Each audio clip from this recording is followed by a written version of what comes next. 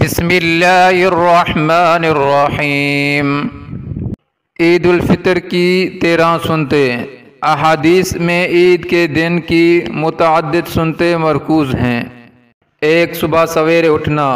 صحابہ کرام رضی اللہ عنہ کا معمول تھا کہ وہ نماز فجر کے وقت ہی نماز عید کی تیاری کر لیتے تھے۔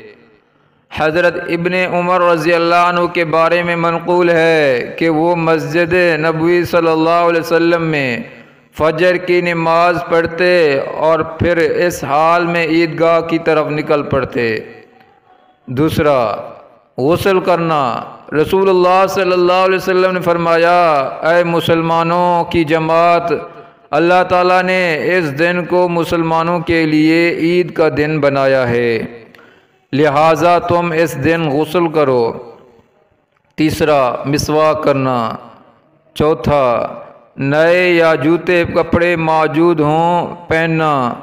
حضرت حسن رضی اللہ عنہ فرماتے ہیں کہ ہمیں نبی کریم صلی اللہ علیہ وسلم نے حکم فرمایا کہ ہم اپنی حیثیت کے مطابق اچھا لباس پہنیں۔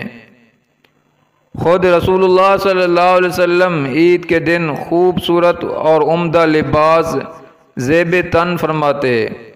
کبھی سبز و سرخ دھاری دار چادر اوڑھتے جو یمن کی ہوتی، جسے برد یمانی کہا جاتا ہے۔ پانچواں، خوشبو لگانا۔ چھواں، شریعت کے مطابق اپنی آرائش کرنا۔ ساتواں، عیدگاہ جلد پہنچنا۔ آٹھواں، عیدگاہ جانے سے پہلے کوئی میٹھی چیز کھانا۔ نواں، عیدگاہ جانے سے پہلے صدقہ فطر ادا کرنا۔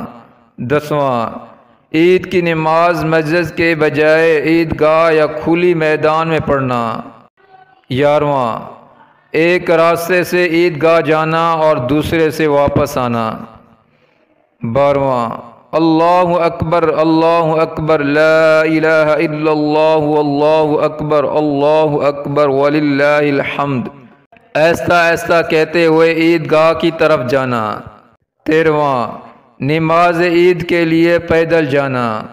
تاہم اگر عیدگاہ زیادہ دور ہو یا کمزوری کے باعث پیدل نہ جا سکتے ہوں تو سواری پر بھی جانے میں مضحکہ نہیں۔ اس ویڈیو کو زیادہ سے زیادہ شیئر کریں اور اس چینل کو سبسکرائب کریں۔ جزاکم اللہ خیرا۔